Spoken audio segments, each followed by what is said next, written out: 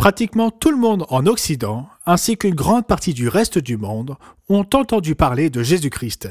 Mais ont-ils entendu son message? Quelle était la bonne nouvelle qu'il a proclamée pendant 3 ans et demi avant sa crucifixion? Vous pensez le savoir?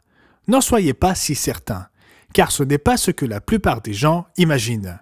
Dans l'émission du Monde de demain d'aujourd'hui, je montrerai que le véritable évangile de Jésus-Christ a été oublié. Alors restez à l'écoute, car vous pourriez être fort surpris.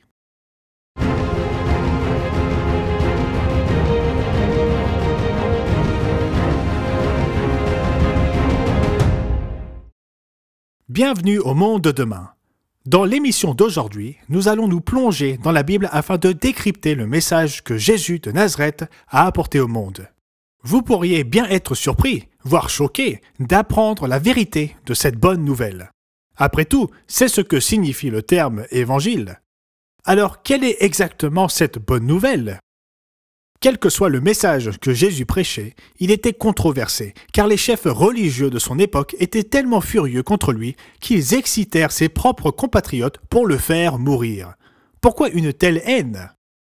Partout, les gens se réfèrent au message de Jésus comme étant l'évangile. Nous entendons parler de musique gospel, de message de l'évangile, de prédication de l'évangile et des 4 évangiles.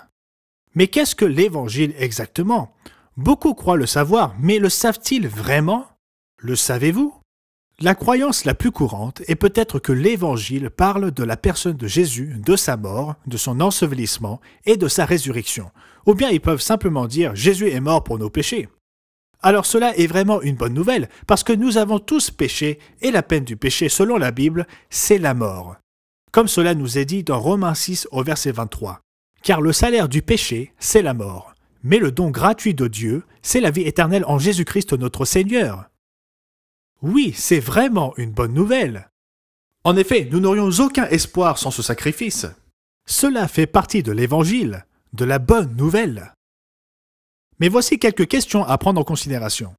Quel était le message que Jésus a prêché avant sa mort, son ensevelissement et sa résurrection? Attendait-il simplement sa crucifixion? Ce qu'il a prêché pendant cette période a-t-il cessé d'être important? Le cas échéant, pourquoi ce message a-t-il été appelé l'Évangile? La réponse est presque totalement méconnue. Mais elle se trouve facilement dans les pages de la Bible. Tout ce que vous avez à faire, c'est d'ouvrir ce livre et de croire ce qu'il dit. Malheureusement, presque personne ne comprend ou ne prête attention à ce message. Aujourd'hui, dans cette émission du Monde de demain, je vais vous montrer quel est le message qui a bouleversé le monde. Je vous proposerai également un outil d'étude « Croyez-vous au véritable évangile ?» qui pose les questions tout en y répondant. Que signifie naître de nouveau? Qu'est-ce que le royaume de Dieu? Et quand sera-t-il établi? N'oubliez pas de noter les coordonnées qui sont affichées sur votre écran afin de commander votre exemplaire gratuit. Ce message que Jésus a apporté était si puissant que les chefs religieux de son époque ne pouvaient pas le supporter. Les chefs religieux d'aujourd'hui ne sont apparemment pas si différents. Le premier chapitre du livre de Marc commence au début des 3 ans et demi de ministère de Jésus et nous dit exactement quel était ce message. Après que Jean eut été livré, Jésus alla dans la Galilée, prêchant l'évangile de Dieu. Il disait « Le temps est accompli et le royaume de Dieu est proche. Repentez-vous et croyez à la bonne nouvelle. » Réalisez-vous que le royaume de Dieu est le message pour lequel Jésus déclare avoir été envoyé proclamer? Remarquez cette affirmation claire dans Luc 4 et les versets 42 et 43. Une foule de gens se mirent à sa recherche et arrivèrent jusqu'à lui. Ils voulaient le retenir afin qu'il ne les quitte point, mais il leur dit « Il faut aussi que j'annonce aux autres villes la bonne nouvelle du royaume de Dieu, car c'est pour cela que j'ai été envoyé. » Alors, si c'est le message que Jésus a dit qu'il devait proclamer, pourquoi entendons-nous si peu parler de ce royaume de Dieu? Et qu'est-ce que ce royaume? Ce n'est pas ce que pensent la plupart des gens. Et Jésus n'était pas celui que beaucoup de gens pensent qu'il était. Laissez-moi vous donner un exemple. Quand j'avais 11 ou 12 ans, quelqu'un a demandé au maître de catéchisme « Pourquoi Jésus parlait-il en parabole ?» La réponse? L'auditoire de Jésus était composé d'agriculteurs, de pêcheurs et de bergers. Il parlait dans un langage qu'ils pouvaient comprendre. Cela avait certainement du sens à l'époque, mais il existe un problème. C'est totalement faux. Comment pouvons-nous le savoir? Les propres disciples de Jésus lui ont posé exactement la même question. Et il nous donne sa raison de l'utilisation des paraboles. Nous lisons dans le livre de Matthieu au 13e chapitre, en commençant au verset 10. Les disciples s'approchèrent et lui dirent « Pourquoi leur parles-tu en paraboles ?» Jésus leur répondit « Parce qu'il vous a été donné de connaître les mystères du royaume des cieux et que cela ne leur a pas été donné. Car on donnera à celui qui a, et il sera dans l'abondance, mais à celui qui n'a pas, on ôtera même ce qu'il a. » C'est pourquoi je leur parle en paraboles, parce qu'en voyant, ils ne voient point, et qu'en entendant, ils n'entendent ni ne comprennent. Et pour eux, s'accomplit cette prophétie d'Ésaïe. Vous entendrez de vos oreilles, et vous ne comprendrez point. Vous regarderez de vos yeux, et vous ne verrez point. Au lieu de rendre le sens compréhensible, Jésus nous dit qu'il parlait en paraboles pour cacher la signification à la majorité. C'est ce que révèle la Bible. Et nous lisons dans le récit de Marc ce même incident. Il ne leur parlait point sans parabole, mais en particulier, il expliquait tout à ses disciples. Regardons ces paraboles et voyons ce qu'elles nous disent de ce royaume de Dieu. Mais je veux d'abord vous offrir une ressource importante. Croyez-vous au véritable évangile? Aujourd'hui, nous explorons le message que Jésus proclama pendant 3 ans et demi avant sa crucifixion. Il s'agit d'une connaissance vitale que tout disciple du Christ doit posséder. Comment peut-on prétendre être chrétien et ne pas connaître son message? Croyez-vous au véritable évangile est une brochure qui expose la vraie bonne nouvelle. Cette brochure explique le royaume de Dieu et la possibilité que vous avez d'en faire partie. Et le royaume est bien plus que flotter sur des nuages ou contempler la face de Dieu à jamais. Alors commandez votre exemplaire gratuit de Croyez-vous au véritable évangile. Et je reviens tout de suite pour vous montrer comment Jésus utilisa les paraboles pour proclamer le royaume de Dieu. Quel était le message que Jésus de Nazareth a proclamé pendant 3 ans et demi? Pourquoi est-il méconnu aujourd'hui et comment Jésus utilisa-t-il des paraboles pour proclamer ce message? Dans chacune de ces paraboles, le sujet porte sur le royaume de Dieu. Remarquez Marc 4, commençant au verset 26. Il en est du royaume de Dieu, comme quand un homme jette de la semence en terre. Qu'il dorme ou qu'il veille, nuit et jour, la semence germe et croît sans qu'il sache comment. La terre produit d'elle-même d'abord l'herbe, puis l'épi, puis le grain tout formé dans l'épi. Et dès que le fruit est mûr, on y met la faucille, car la moisson est là. Nous apprenons ici que le royaume de Dieu n'est pas quelque chose d'instantané. Il se réalisera grâce au processus de germination, de croissance et de maturation. Marc 4, au verset 30, commence une autre parabole du royaume de Dieu. Il dit encore « À quoi comparerons-nous le royaume de Dieu ou par quelle parabole le représenterons-nous » Il est semblable à un grain de sénévé qui, lorsqu'on le sème en terre, est la plus petite de toutes les semences qui sont sur la terre. Mais lorsqu'il a été semé, il monte, devient plus grand que tous les légumes et pousse de grandes branches en sorte que les oiseaux du ciel peuvent habiter sous son ombre. Cette parabole nous indique que le royaume aura le plus humble des commencements, avant de devenir immense. Après un ministère de 3 ans et demi marqué par de puissants miracles et culminant par sa résurrection d'entre les morts, il n'y avait qu'environ 120 vrais croyants, comme l'atteste Acte 1 au verset 15. Pourtant, avant la fin du 1er siècle, ce puissant message s'était étendu de la minuscule province juive à toutes les parties de l'Empire romain, comme nous le lisons dans Acte 17 au verset 6. Ne les ayant pas trouvés, Paul et Silas, ils traînèrent Jason et quelques frères devant les magistrats de la ville en criant « Ces gens qui ont bouleversé le monde sont aussi venus ici. » Toutefois, cela n'explique pas l'accomplissement ultime de la parabole. De nombreuses écritures nous disent que Jésus doit revenir ici-bas pour établir son royaume, et ce n'est qu'alors que le grain de moutarde se développera pour couvrir le monde entier. Les gens de son époque comprenaient que son message concernait un royaume littéral à établir sur terre, mais ils ne comprenaient pas le moment où il s'établirait, ni comment il se réaliserait. Remarquez Luc 19 qui commence au verset 11. Ils écoutaient ces choses, et Jésus ajouta une parabole parce qu'il était près de Jérusalem, et qu'on croyait qu'à l'instant, le royaume de Dieu allait paraître. Il dit donc, un homme de haute naissance s'en alla dans un pays lointain pour se faire investir de l'autorité royale et revenir ensuite. Cette parabole explique ensuite une vérité presque universellement méconnue et qui vous concerne.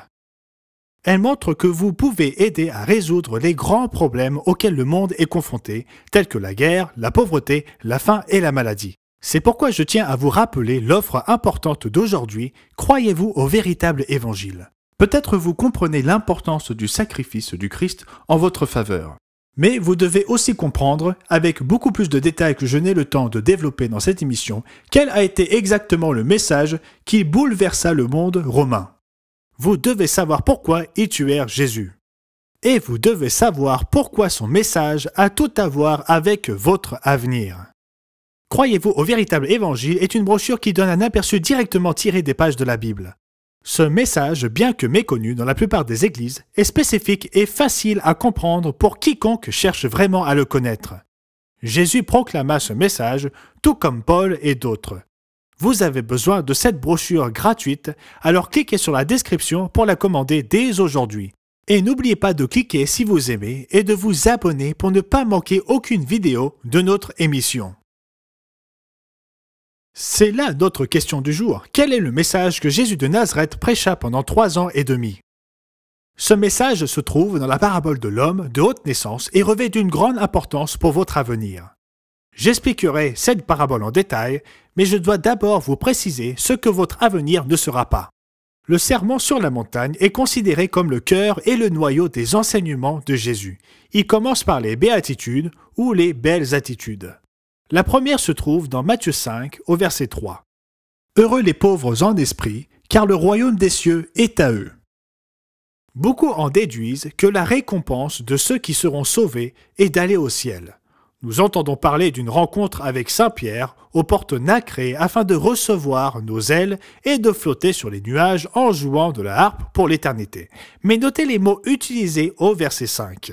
« Heureux les débonnaires, car ils hériteront la terre. » Quelle déception! Les pauvres en esprit iraient au ciel, mais les débonnaires resteraient sur terre. Est-ce bien le cas? Je fais ressortir cette apparente contradiction qui en vérité n'est pas une contradiction, pour faire une distinction importante.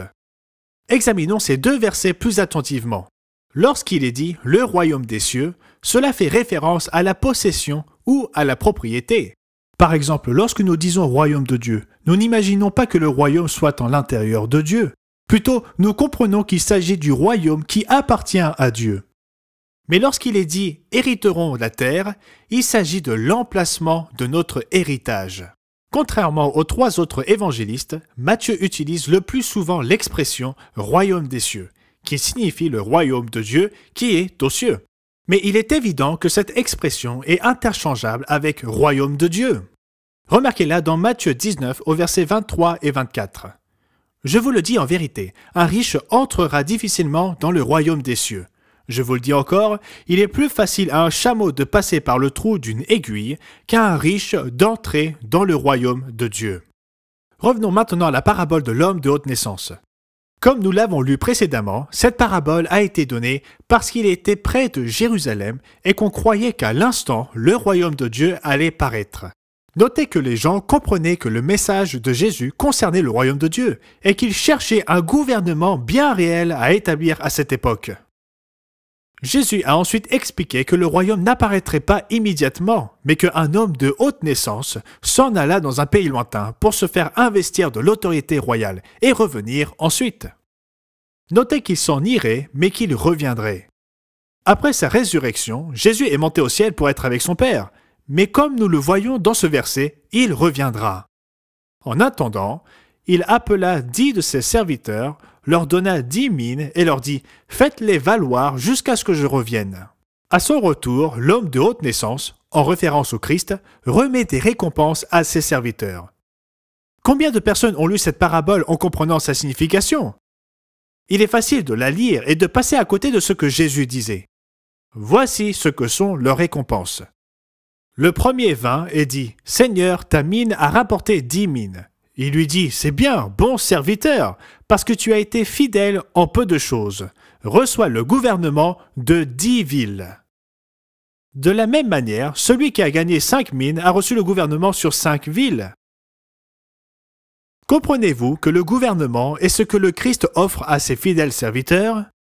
L'Ancien Testament et le Nouveau Testament parlent tous deux du futur règne du Messie ici-bas sur terre. L'une après l'autre, les Écritures nous disent que notre récompense est de devenir des rois et des sacrificateurs qui régneront ici-bas pendant 1000 ans. La dernière partie d'Apocalypse 20, à la fin du verset 4, décrit ceux qui ont tout risqué pour Dieu au cours de cette vie. Ils revinrent à la vie et ils régnèrent avec Christ pendant 1000 ans. Mais où vivront-ils et où régneront-ils? Apocalypse 5, au verset 9 et 10, apporte la réponse. « Car tu as été immolé, et tu as racheté pour Dieu par ton sang des hommes de toute tribu, de toute langue, de tout peuple et de toute nation. Tu as fait d'eux un royaume et des sacrificateurs pour notre Dieu, et ils régneront sur la terre. » La vie après la mort est une question sur laquelle la plupart d'entre nous s'interrogent. Allons-nous revivre?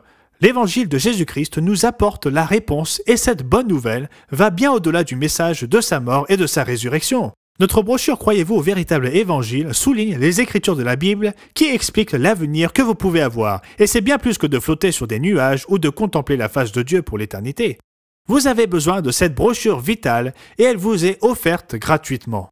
Il vous suffit de décrocher le téléphone ou de cliquer sur le lien dans la description afin de recevoir l'offre gratuite d'aujourd'hui « Croyez-vous au véritable évangile ».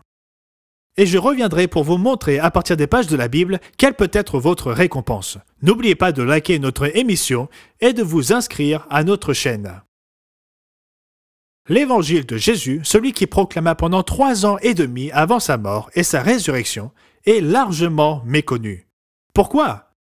Pourquoi rejeter l'espérance qu'il est venu apporter? C'est une chose de savoir que vos péchés peuvent être pardonnés. Nous ne devrions jamais ignorer ce message.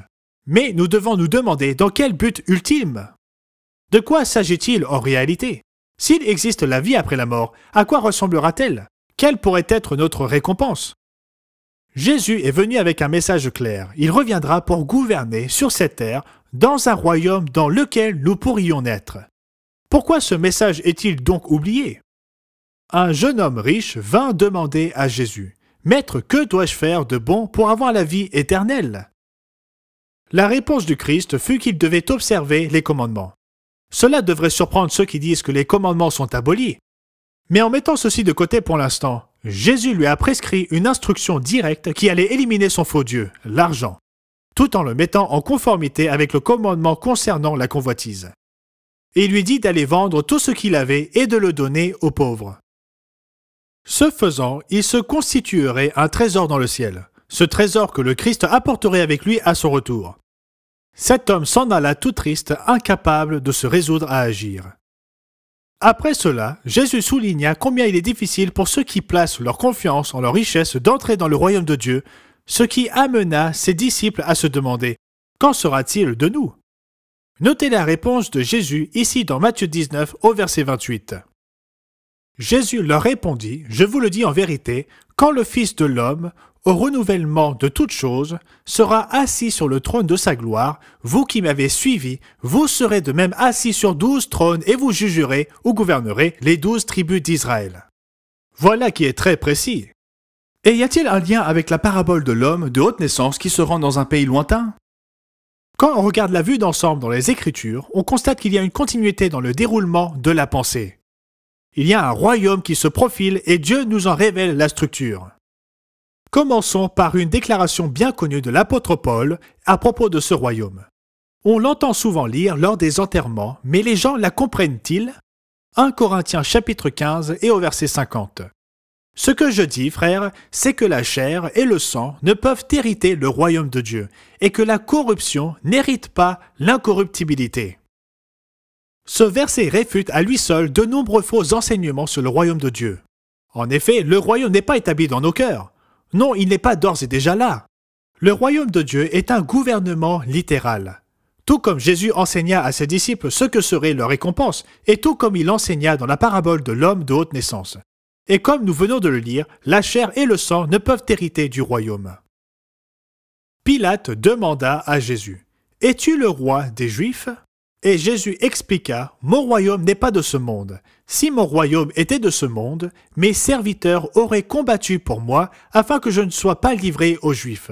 Mais maintenant, mon royaume n'est point d'ici-bas. » Alors, à quand le royaume de Dieu? Le 30e chapitre de Jérémie proclame un temps de détresse pour toute la maison de Jacob. Cela signifie les Juifs, mais également les autres tribus d'Israël. Comme nous l'avons déjà vu, Jésus a promis aux 12 apôtres la gouvernance, chacun sur l'une des 12 tribus d'Israël. Mais les Juifs ne forment qu'une seule tribu. Lisons Jérémie 30 et le verset 9. Ils, les 12 tribus ensemble, serviront l'Éternel, leur Dieu, et David, leur roi, que je leur susciterai.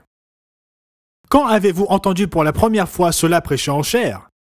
Oui, l'Éternel, c'est-à-dire le Messie qui revient, Jésus-Christ, sera leur souverain. Mais remarquez aussi que le roi David sera ressuscité pour régner sur tout Israël. Le 14e chapitre de Zacharie décrit le moment où toutes les nations se rassembleront contre Jérusalem et les Juifs. Ce sera un épisode terrible, mais la prophétie montre que le Messie, Jésus-Christ, reviendra pour les sauver. Et voici le résultat de son intervention. Verset 9. L'Éternel sera roi de toute la terre. Voyez-vous le modèle, mes amis? Jésus-Christ régnera sur la terre entière. Le roi David sera ressuscité pour régner sur les 12 tribus d'Israël. Les apôtres seront également ressuscités à ce moment-là et chacun d'eux régnera sur l'une des 12 tribus. Ensuite, la parabole du personnage de haute naissance montre que ceux qui appartiennent à Christ lors de son retour se verront attribuer la gouvernance de ville. Certains auront une plus grande responsabilité en fonction de ce qu'ils auront accompli au cours de cette vie. Le schéma est clair. Je sais maintenant que certains diront « Mais je ne veux pas être un dirigeant ». N'aimeriez-vous pas résoudre les problèmes de pauvreté, d'inégalité des revenus, de maladie, de corruption, de violence et d'abus? Alors pourquoi refuseriez-vous de gouverner sous la direction de Jésus-Christ pour mettre fin à tous ces problèmes?